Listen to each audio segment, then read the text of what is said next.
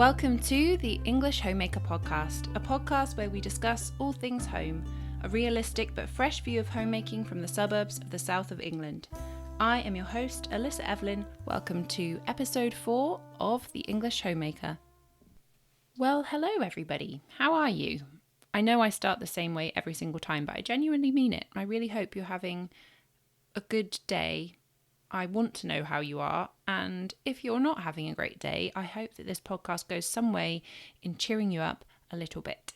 I am going to be talking today about stop taking everything so seriously, and it's going to be all about fun and joy and gratitude and just happiness and all of those things that we so desperately need in our lives, not just as homemakers, but as people, and especially as people that have gone through COVID recently. I feel like this is something that we need to talk about, and it's something as a family we've been really working on over the last couple of months specifically. I feel like the first 3 episodes of this podcast have been really laying the groundwork, expressing things I'm really passionate about, giving you a bit of an idea about what goes on in my brain, what kind of homemaker I am, what things I enjoy doing, what things I don't enjoy doing, and just give you a real glimpse into my brain. And I hope that's been really, really helpful. Today, I'm going to take things a bit differently, and it's a bit more like how I hope things are going forward. So I'm going to just start with a bit of an update about things that are going on, share with you a few stories of what's happening in my life, in my homemaking journey. And I hope that you find that really helpful, lighthearted, and fun.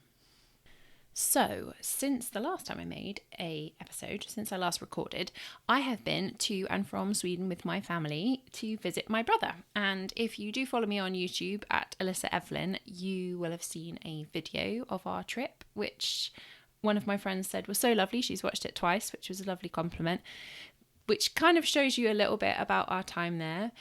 It was so lovely to go and visit my brother and his family. They've lived there for almost 3 years, but of course they moved during COVID, and then it's just been COVID. So we just haven't been able to go until this year, when finally we could afford it and go, and there were no restrictions. And anyhow, I did finally get to give my older brother, my sister-in-law, my oldest niece, and all the little ones a big hug, including my new nephew, and just was such an emotional wreck for the 24 hours before I knew I was going to get to give them a hug, because I was so tired from traveling, and prior to that my daughter had been really poorly, so I was just so tired, but just so absolutely happy that we were going to get to go and see them and spend time with them in their place, and also in a country that I absolutely love and have so many memories there. Sweden is the most phenomenal country. It's so vast, and I think it's about twice, if not 2.5 times the size of the UK, and it's got only slightly more people than the whole city of London. So I think London's got like 8.9 million, and I think Sweden's like 10.5 or something like that. But then obviously that's not just contained in one city, that's the whole country. So it's vast. It's such a vast country, and it mostly, to me, I always said when I was a kid, it's rocks and trees and lakes. And it's still true. Everywhere you look, you see rocks and trees and lakes. And I think partially that's because we would always visit the west coast of Sweden, and on the coast you especially see a lot more rocks and lakes and trees. As you go a bit more inland, which is where my brother lives, there was a lot of farming going on. So lots of fields, but still lots of lakes, lots of trees, and just that same smell of the pine and the blueberries, and it just smells gorgeous and so clean. Anyhow, all's that to say, we really enjoyed spending time not only in my brother's home, but also my mother has a house across the road from them, and so we enjoyed spending time there, as well as our Airbnb, which was also splendidly Swedish and very organised and very white and very IKEA. It's wonderful, isn't it, when you go on holiday to see how other people live, how other cultures live, what kind of things they keep in their home, even down to like what utensils are quite common and normal. And the more you go to a place, the more you can realise what is normal. But also it's wonderful to spend time in other people's homes who are different from you live differently from you. My brother lives quite differently than we do, and it's lovely to see what's in his home. His home is filled with handmade things. He loves to carve out of wood, so he'll carve spoons, he'll carve cookses, those wooden cups. He makes cheese, so there was cheese in brine throughout the house, and he makes really incredible wine from all sorts of things. And so those are sort of tucked in jackets all around his house, and his house is just filled with so much handmade loveliness. And it's always also very importantly filled with children who are wonderful, and the smell of incredible food made by my sister-in-law. And it's just a really homey space that you could roam in and out of. And he's got such a lovely outside space also, which he's really spent a long time cultivating his garden and making it not only a safe space but also an interesting place. And the kids had no end of things to do, even though there weren't sort of kiddie toys. They would be digging something or climbing a tree or hitting a rock on another rock or running around in the wheelbarrow, or just so many things to do. And it was just really fun to spend time there. One of the things that we did on our trip that we didn't get to film, but we had great fun doing, albeit I was quite nervous before and it definitely pushed me outside of my comfort zone, was to go to a secondhand store in a relatively medium-sized town in the countryside of Sweden. And we went to Pingstkyrkan, which was a secondhand store. And what happens is it's open 2 times a week, and you go first thing in the morning and there's a huge queue, and then you all go in and it's super busy and bustly, and you have to just sort of grab what you fancy, and it's full of all sorts of like vintage, secondhand, interesting homewares. So I was really excited to go. I love secondhand shopping in England, and I was super excited, but I was a bit nervous because it's a different country. I don't speak the language, and it was a bit of a different experience having to queue, and I didn't know how long we'd be queuing for with the kids, etc. Anyway, I went because I thought I'd be able to find some kind of really cool textiles for the house that would really remind me of our trip, as well as be joyful and Swedish and well made. And I did. I found a few different little kind of tablecloths for our small tables in our sitting room. I've got about 4 of them. They're really bright and colourful, and I got one big colourful one for our big table, and then I got a little hand towel which says hand towel in Swedish on it. And they're just really lovely, fun memory to bring home and make our house a home that has even more memories, because we'll all remember going to that crazy second-hand store and picking them up. And needless to say, they are already gracing my tables, and we've already really enjoyed them, and how brightly coloured they are, and especially perfect for summer. And I probably only paid about £1.50 for each of them, and they're just such high quality cotton. One of the most tremendous memories, I think, for everyone of our trip was how many robot lawnmowers we could see in most of the gardens there. It's a really big deal, robot lawnmowers in Sweden, and I think that's partly because summer houses and country houses have relatively big lawns, and to spend all your time mowing them would be absolutely crazy. And so robot lawnmowers have become a thing. There was one in the Airbnb in which we were staying, and it was so fun to watch the robot lawnmower get stuck going up hills and have to rescue him, and just watch him as he was like trying to nibble the edges of things and then reverse and then turn, and then he would go back to his little house. And it was fun to see whether he was docked or not, and whether he was at the front or the back, and it was just great fun watching. And we've always said now that it's on our kind of wish list for the future, a robot lawnmower. Super cool. So something very exciting happened on our return to England, and it literally was not the second that we got back, but when we got back home from the airport, we'd driven home. It was almost midnight. I think it was midnight. I checked my emails, which is unusual. I don't normally check my emails at midnight, but I had an email I have been waiting for 3 years, and it was to say that there was an allotment plot available nearby the house. I feel like at this point that I probably should explain what an allotment is. So if you're not from the UK, you may not know, and even if you are from the UK, you may not be familiar, but allotments are a plot of land on which you can grow fruit and vegetables, and you can contact your local council and ask them if they've got allotments nearby. Often they're hiding somewhere behind somewhere. So my last allotment plot was in like a field on the outskirts of our village, and you wouldn't have known it was there. It was behind a hedge. The allotment plot that we have now is kind of hidden behind a gate, but I kind of spotted it a while ago on a walk that we had, and I was like, ooh, interesting. Emailed the council and they put your name down on a list. The previous allotment I had, I didn't have to wait for, I don't think, about 2 weeks before there was a plot available. It was just a wonderful coincidence of time, and also just not a very busy area. We used to live in the country when I had that allotment, when I was 22. And there are some old videos and old blog posts about the allotment, so those that have been with me for quite some time may remember my last allotment plot. So it was a very happy thing to get that email to say that there was one available. We went and looked at it, and it's about, I don't know, 11 paces by 8 paces. I've not actually measured it in real life. It's quite small. It's a half-size plot and dramatically overgrown. So it's been taking us some time to clear it. And so we'll probably just spend most of the summer, when it's not too hot, going to just clear it a bit more, dig it over, add some manure.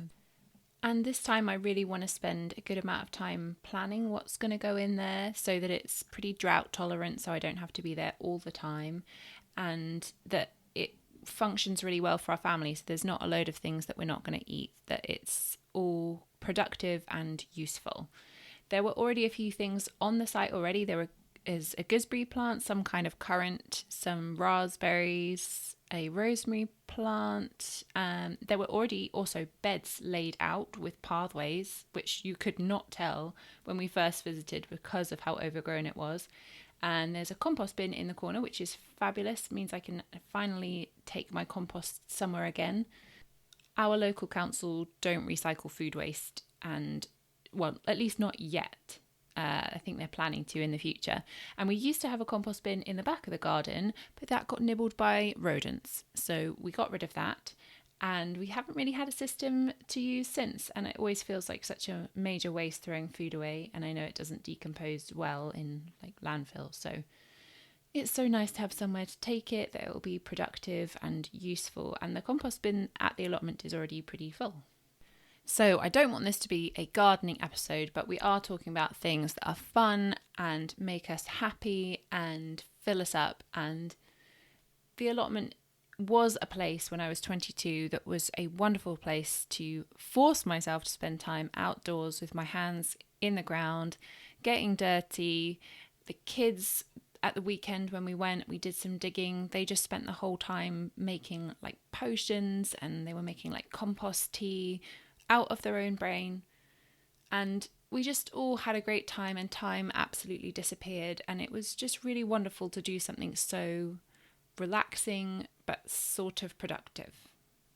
Then the other thing I have to update you about is I finally made my Sidetracked Home Executives box, and I am absolutely loving the system so far. It functions really, really well, and I think the thing that it does for me so far is just reduce my mental load, because I have got a system in place. I have written every home task down on a piece of paper or a piece of 3x5 card, put it in a box, told myself I will get to it at some point. Instead of at the end of the day feeling like there are still so many jobs to do, I can think at the end of the day that I'm actually allowed to relax because I have done all the things on the list for today, and the rest will wait to another day. And it also, a friend of mine came over and she said, oh my goodness, there's a whole box full of all these things that you have to do. I said, no, it's not like that. It doesn't work like that, because if, say, for example, you have a day where you're not feeling quite right, or you've got something else that you need to do, you just shift the cards. It's not like, you have to do everything that day. You can just shift the cards, do the ones you think are essential. There are many days that go by where I don't look at the cards until the evening. And I've only done this for about a week now. That I just look at them in the evening just to check what they are. Most of the things I was doing already, And sometimes there's like a 5-minute or 10-minute job that I can just sneak in at the end, so I keep on top of things. But it's been really, really helpful so far. I'd really recommend reading the book, in particular Sidetracked Home Executives, and seeing about setting up a system. I do feel like a lot of us suffer with this weight of mental load, all these things that you know you're going to have to do. And especially for me, I found a lot of those monthly and seasonal jobs, I'd be keeping those in my head every single day of the year. It would be June and I would be thinking already, oh, I better not forget to buy the kids new shoes in August. And instead what I can do is buy kids new shoes on a card, put it in the box and know that I'll get to it. And so every evening now I really do actually relax because I know I've done everything I need to for the day, and tomorrow can really worry about itself. And I've already thought through, I have blessed my future self by writing down the jobs that I could do that day, not should, but could do that day if I want to help myself going forwards. Now, it's funny to mention this because actually today I'm looking at my box. I haven't touched my box in 2 days and I know there's going to be a whole stack of jobs to do. I've been quite poorly the last day or so and it's just got really on top of me, along with my mum's moving house at the minute. There's just a lot going on and it's fine. I still find this box system to be so helpful because instead of feeling super backed up, I can go through the huge quantity of cards that there are and I can say, it's okay that I've not done that. I'll just skip it. I'll leave it till next week and I'll put it in the box again. It will get done.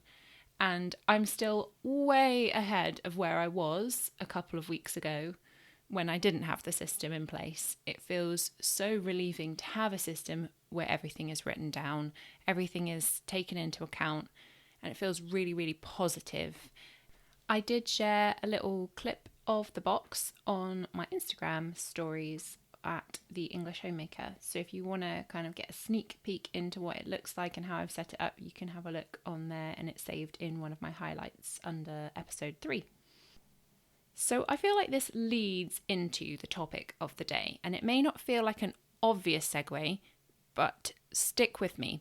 So stop taking everything so seriously can be applied to both my box system and cleaning because I feel like there are some people that find cleaning to be a very serious task and they absolutely don't want to do it and instead they would like to have fun. And then there are the other people for which cleaning is superior fun and they do take it very seriously. Do you get what I mean? There are sort of two possible people. I probably land somewhere in the middle. Probably half of you land somewhere in the middle of those two ways of looking at it. But I feel like with something like cleaning, which we do have to do on a daily basis, like a lot of homemaking tasks, we need to lighten up about it. We need to find a way of making systems that do work for us, that take away a lot of that mental load, and find a way to find joy in those really, really boring things. And for me, cleaning was boring, didn't know how to do it, still don't, still finding my way. But this box, this very colourful box I've got that I spent a lot of time enjoying putting together, the actual making of it took me only about an hour, a couple of hours. The actual time spent thinking about exactly which card size I needed to fix in which box took a lot more time. But this box for me brings me joy. It lightens my load. It makes it feel a lot more joyous. For other people, they might find that box completely overwhelming, may not work for you. I know when I did a poll on my Instagram stories that a lot of you are as and when cleaners. You don't feel like you're a natural born cleaner and you feel like you are definitely learning along the way. So a lot of you are in step with me on that one. In all honesty, there are many cards that I wrote for the box that have things written on them that I wouldn't normally or naturally do. They are things I would have left to my much cleaner husband who was raised by a natural born cleaner, and I would have just left it for him to do and pick up at the weekend. I've always wanted to avoid, and I think I was taught as a child to really avoid becoming an obsessive cleaner who really only cared about her house, that people were more important, that food was more important, that time together was more important. And I still completely believe those things are also important, but I also believe that there is time to do some cleaning in every single day.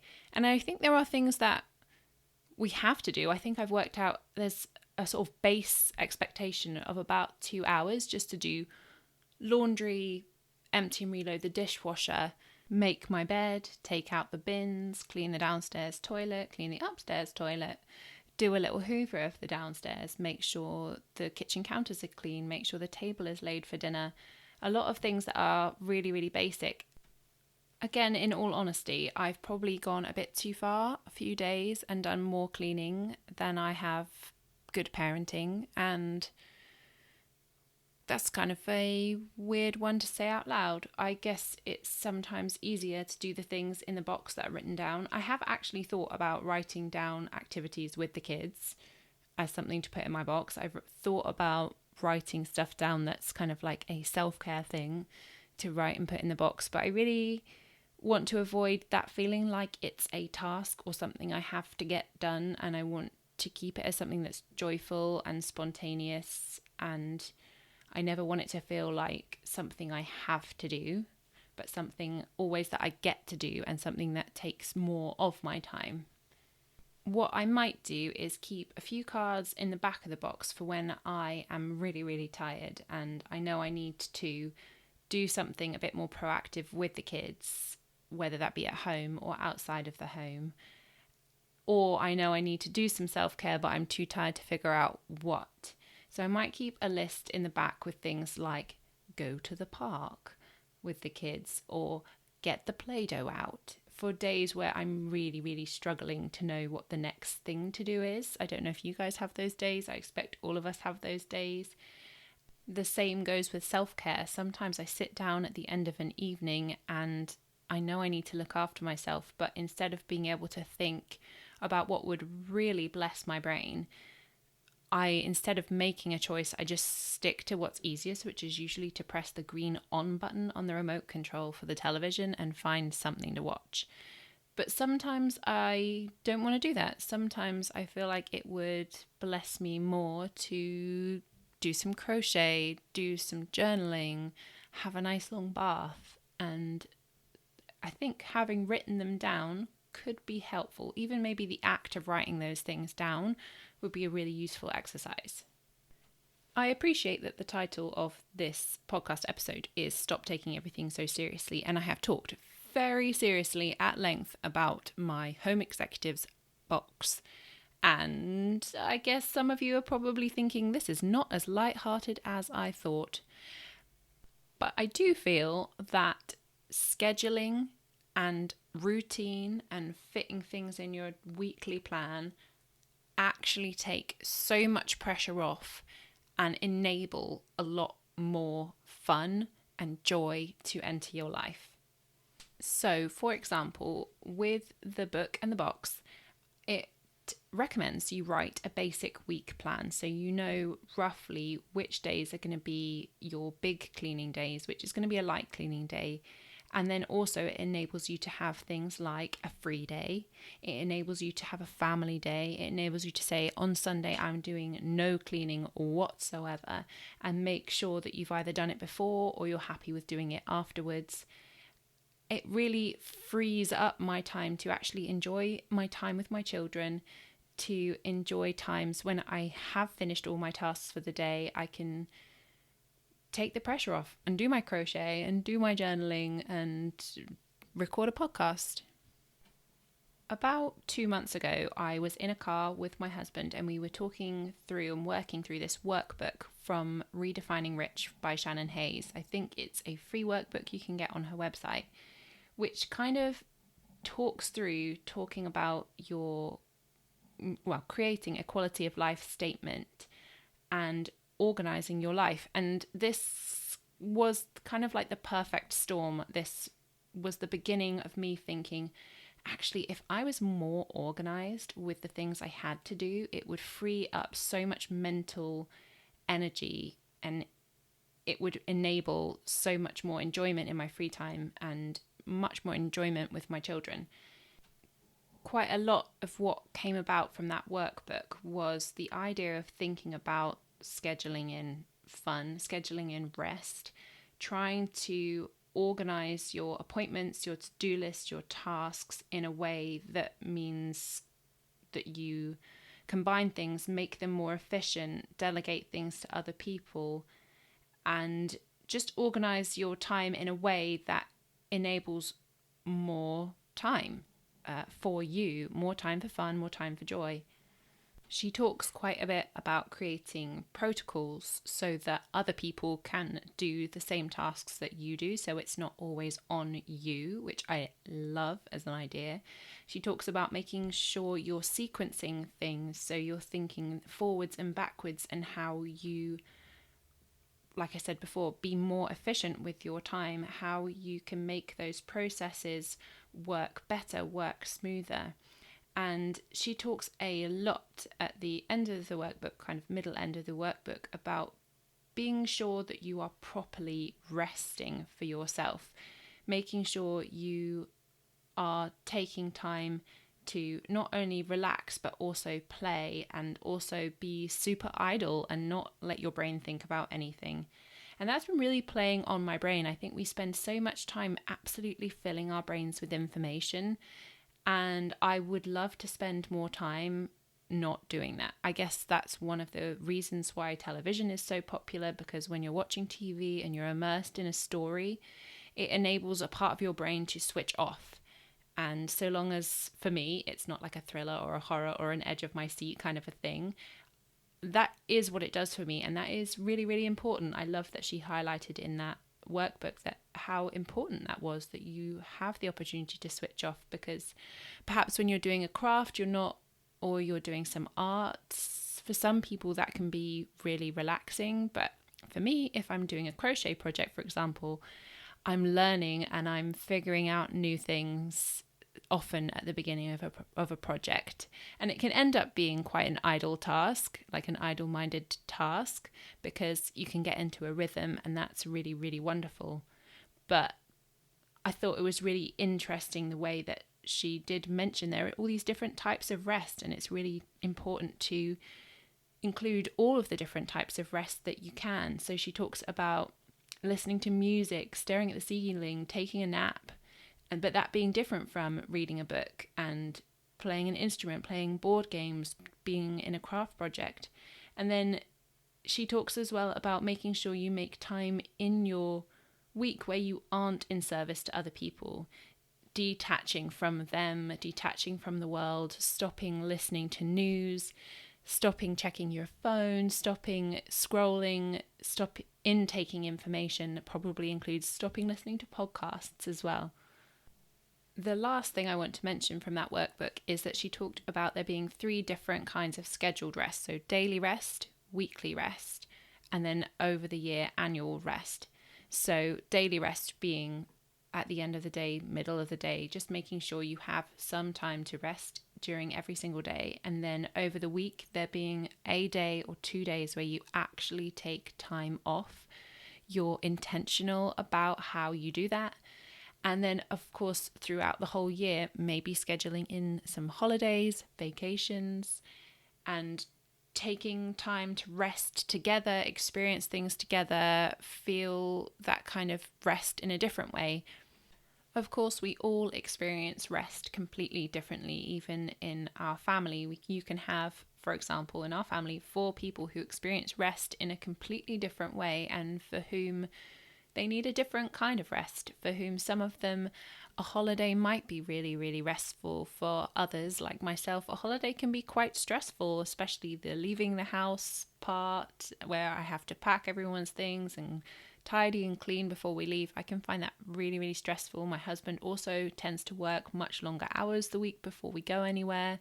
So I have more time with the children and actually less time to do things, and I'm more tired overall.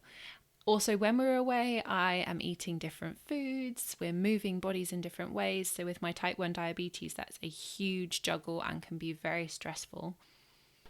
But holidays can enable so much fun, so many memorable family moments, and you've got to, as the title of this podcast says, stop taking it all so seriously. And I guess I'm preaching to myself because clearly I take that week before holiday far too seriously and think about it too much and worry about it far too much, and I should just let it be, make a plan, get a process in place. Do you know what, actually, I could do that. I could write like a little plan with cards on different color cards and slot them in the week before holiday. So I just do the cards and I don't even have to think about it. And I've thought it all through, like, take the bins out, and there being like a list of things that you need to do on that day. Get the packing done a week before, buy any extra things 6 days before. I could do that, and that would really lighten the load, so I'm not always thinking about it and keeping this list in my head all of the time. Oh, I am going to do that. I'm going to do that. I'm going to write out a list of everything I need to do the week before a holiday, and I'm going to see if I can put it on separate cards and sort it out so that I can always use those. I know that the book suggests doing it for Christmas. So if you find Christmas really stressful, you can write a card that says, get the tree, and put that on the 1st of December, for example, and then organize the stockings and make sure presents are got and things like that. So you don't have to try and keep them all in your head all the time. I am going to do that for our next holiday and see how it goes. It sounds like a wonderful plan. What can possibly go wrong? You know how on holiday there are like these two different types of people who do holidays, or these two ways of doing holidays. One is this very organized person who plans down to the T and has every day really organized with things to do and places to go and things to see and things to photograph and where to eat. And there's another kind of person that is a bit more kind of, I'll wake up, we'll see what the weather's doing, we'll have a look, see how we feel, maybe we'll go for a dip in the pool, and then we'll go downtown and see what's open and what smells good. I am the latter person, and my husband is a bit more like the first one, but he's kind of somewhere in the middle. And I think we kind of need a balance of both, a bit like what I was saying about rest. That I think it's sometimes really good to have that scheduled fun, that place to go, that thing to see that pushes you outside of your comfort zone, that thing to do. And sometimes it's really important to have absolutely nothing on the agenda. And I do think a mix of both is really wonderful. And I guess there's probably a reason why quite often in a relationship, you'll have one person that's one way and one the other, is so that you have that balance. Now, I just mentioned something there that I would like to elaborate on, and that is getting outside of our comfort zones. I feel like COVID was wonderful for showing us how wonderful our comfort zones are. We were in our little box, in our little bubble, in our home, in our little gardens. We were able to have very scheduled walks and come out of the house on, for very specific things. And it was the tightest little comfort zone. And I feel like me and so many people I know have struggled once they've started to break that comfort zone, because not only does it come with realizing that actually you're going to get poorly because you're going to see other people, mix with other people, so sickness will happen. It was lovely in COVID when we didn't have colds and flus and sickness bugs. I did enjoy that. But also doing new things seemed like a crazy thing. It seemed really bizarre to go out of the house and try new things because we hadn't done it in so long. And I feel very much like we need to keep pushing on that comfort zone, keep expanding our horizons, especially parents of children. It's so important to continue to show them new things, build their resilience, let them see that the world isn't this tiny little small thing, that the world is vast and huge and full of possibilities and opportunities and things that are scary but that we can overcome. And I really do feel like this is something I have struggled with personally a lot. I am very much a homebody. I like to be at home. And I think part of the reason for that is my type 1 diabetes. It was much safer for me to be at home, not trying new things. So trying to push that boundary for me is always a challenge. And the thing is, if I think about anything too much, I just won't do it. And if I take everything too seriously, there are so many ways in which things could go wrong that it will stop me from doing anything. But I do want to raise children that are brave, that do try new things, that are resilient to all the things life throws at them, that aren't so used to being in this tiny little box that protects them. And for me, it's a major challenge to raise my kids in that way when it's not innate to who I am as a person. One of my other personal problems that stops me from doing things is that I think too deeply about things. I think this is also a bit of a knock-on from COVID, but also I think before that there was this thing starting in social media where we were writing these super long, in-depth, emotional what's the word I'm looking for? Caption. We were writing these long, emotional, deep, intense captions because I guess at some point social media really valued that, and you'd probably get more views, more likes, more interactions with people.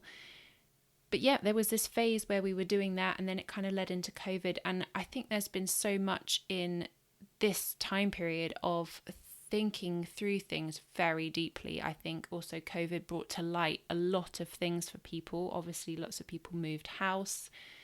Lots of people changed their lifestyle. Lots more people work at home. I see more dads picking up their kids at school. I feel like there's a big change that's happened because of COVID and because of social media.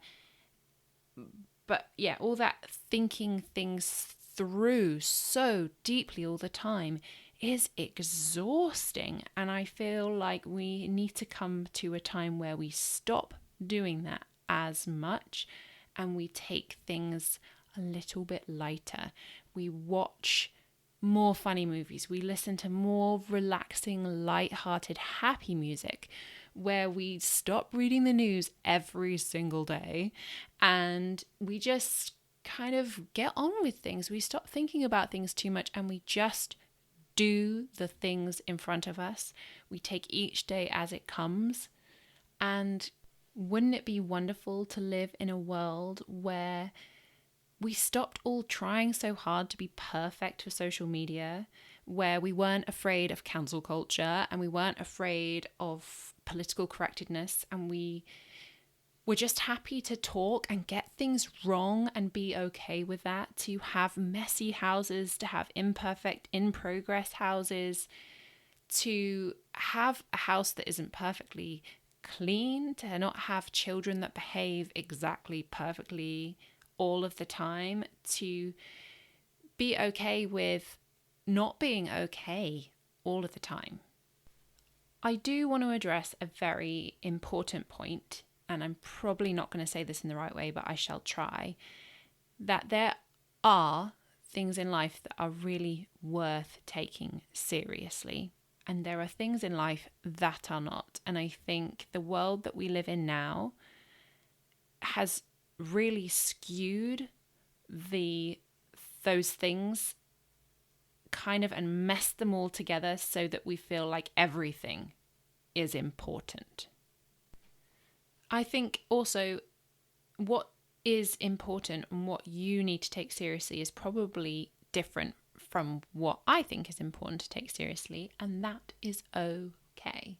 And that is exactly as it should be. I want you to be really serious about what is important for you. I listened to a podcast lately with a guy called Richard Newman, and it's on the Ellen Fisher podcast the episode's called Master the Art of Effective Communication and Handling Conflict and Create Meaningful Connections. It's a wonderful episode. I hugely recommend listening to it. I've saved it so I can listen back to it again. But he spoke about having 3 main visions and reasons for being, kind of thing. And he spoke about what his 3 were, but I feel like everyone's going to have a different 3. But if you have a really strong understanding of your purpose, your meaning, then that will drive you through so many different situations in a positive way. So, for example, I might consider that currently in my life, my top priority, my top vision is to be the best parent I can possibly be. And that can be the deciding factor, the driving force behind decisions I make, and figuring out that that's the most serious and important work I can possibly do might make some of the other decisions I have feel unimportant, petty even. I think, again, it comes down to the fact that if you know what those things are that are driving you, then you won't have those questions going round and round in your head. If you've written it down, you've done a lot of work on thinking, okay, this is the person that I want to be, this is the vision I see for myself going forwards, then you will always have that to come back to. You won't be going round and round in circles thinking, but what's the point of it anyway? Because you know the point. You know what you're working towards, and you'll know if something fits with that or not. With all of this, I think it's really important to remember that life isn't about being happy.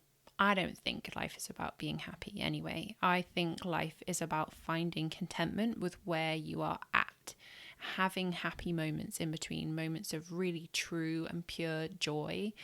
But I think if we keep striving towards finding like a perfect happiness, I don't think we're ever going to find that. I think we need to stop saying, I'll be happy when ...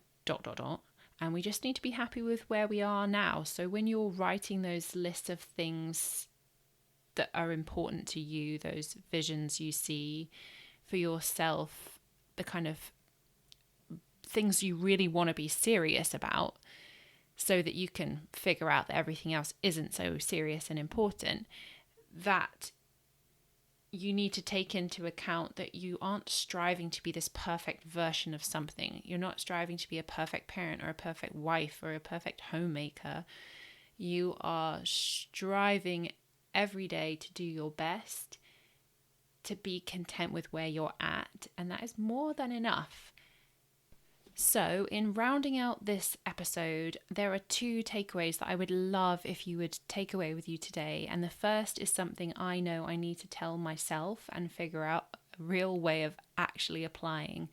And that is to stop taking in so much information. We live in this digital world where we can know everything, and even insofar as you can scroll on Instagram and in the space of 60 seconds have about 10 new ideas for projects to do with your children, ways of living that are maybe better, new recipes, a new lampshade idea, all in such a short space of time. And we absorb all this information and our brain is processing it, trying to work out whether it's something we want to take on board, something we want to leave in our brain, something we want to take away and just evacuate out the back of our brain. And often I feel like my brain keeps entirely the wrong things in there, and I can stop that by simply stopping the intake of things. And I have put some parameters in place for this, but I just feel like our world is so saturated with information and it's so easily and readily accessible that we just feel like we not only want to know everything, but sometimes should know everything about a certain subject. We're also expected to know certain things, like we might be expected to know what's going on with the coronation, for example. We might have been expected to know what was in the news yesterday, and actually we don't need to know most of those things at all. I remember having a chat with a friend who has also in their past dealt with depression, and I will always remember what he said as one of his best ways of coping with it was to not intake new information, but to either reread old books, re-listen to old books, re-watch old movies, re-listen to music that you love, and not absorb new information. And I have found that to be so helpful when I'm feeling really overwhelmed. is to do those things, is to rewatch movies that I love. I love always watching old Friends episodes. That always gives me great joy. All those like classic like chick flicks from the noughties where you could be completely politically incorrect always make me giggle, not because they're politically incorrect, but just because it was kind of like a no holds barred kind of funny that I appreciate. And although I love intaking new things, I do think for our brains sometimes it's too much. So I hope that you find that tactic helpful, especially if you're someone that struggles with their mental health and feeling quite overwhelmed or down sometimes. The second and last takeaway I would love for you to take away today is just answer the question of, is there anywhere in your life in which adding some kind of structure, routine, protocol to it would actually help your brain by reducing that mental load and adding that structure in? I feel like I talked quite a lot about my box, obviously, and I talked a bit about planning before holidays, planning before Christmas. Putting some of those structures in place that enable you to function well with a reduced mental load is what I'm all about. I would love for happiness and joy to increase and stress to decrease and just make way for fun to happen because you are more organized in your tasks. So I hope you enjoyed that episode. If you did, please share it with a friend. Leave me a review on iTunes or head on over to @theenglishhomemaker on Instagram and connect with me there. I would love to hear from you. I really hope you have a fabulous rest of your day. I hope this is very positive, food for thought, food for change, and I hope you go into the rest of your day, the rest of your week, singing and doing silly dances in your kitchen and listening to silly old songs that you used to love. And I know for me, I am going to plan myself this evening a luxurious bath evening where I put some honey on my face and I drown myself in coconut oil when I come out the tub and just really enjoy what it is to feel alive and relaxed and like there's nothing else that needs to be done. Thank you so much for hanging out with me today. Cheerio. Bye.